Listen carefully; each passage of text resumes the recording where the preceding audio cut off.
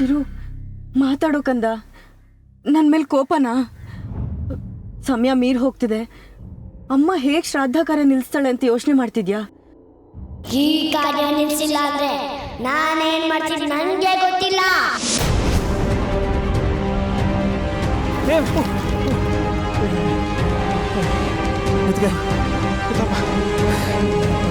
ಬನ್ನಿ.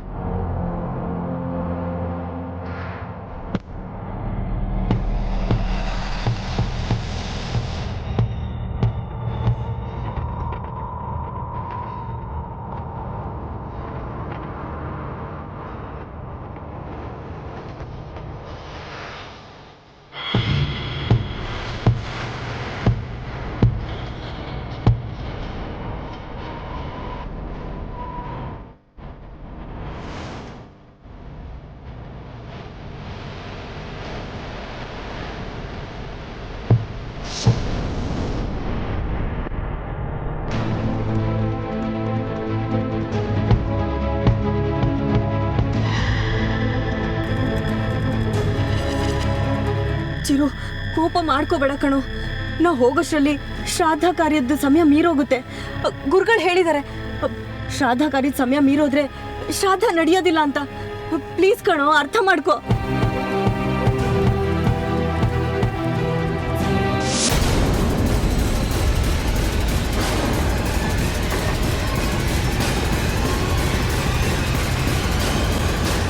ಚಿರು, ನಿಂದಮ್ಮಯ್ಯ ಅಂತೀನಿ ಕಣೋ, ಸುಮ್ಮನೆ ಇರೋ. ನಿಮ್ಮಪ್ಪ ನೋಡಿದ್ರೆ ನಾವು ಅಂದ್ಕೊಂಡಿರೋದೆಲ್ಲ ಹಾಳಾಗೋಗುತ್ತೆ. ಇಷ್ಟು ದಿನನೇ ವೆಯ್ಟ್ ಮಾಡಿದ್ಯಂತೆ, ಇನ್ನು ಸ್ವಲ್ಪ ಹೊತ್ತು ವೆಯ್ಟ್ ಮಾಡು ಕಂದ. ನೋಡು, ನಾನು ಖಂಡಿತ ನಿನ್ನ ಮನೆ ಕರ್ಕೊಂಡು ಹೋಗ್ತೀನಿ. ನನ್ನ ಮಾತು ನಂಬು ಕಂದ.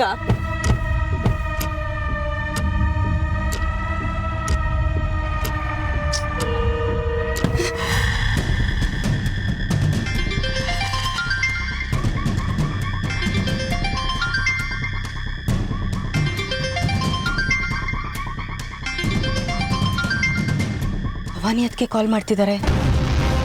ಚಿಕ್ಕಪ್ಪ ಅಶೋಕ್, ರಿಸೀವ್ ಮಾಡು.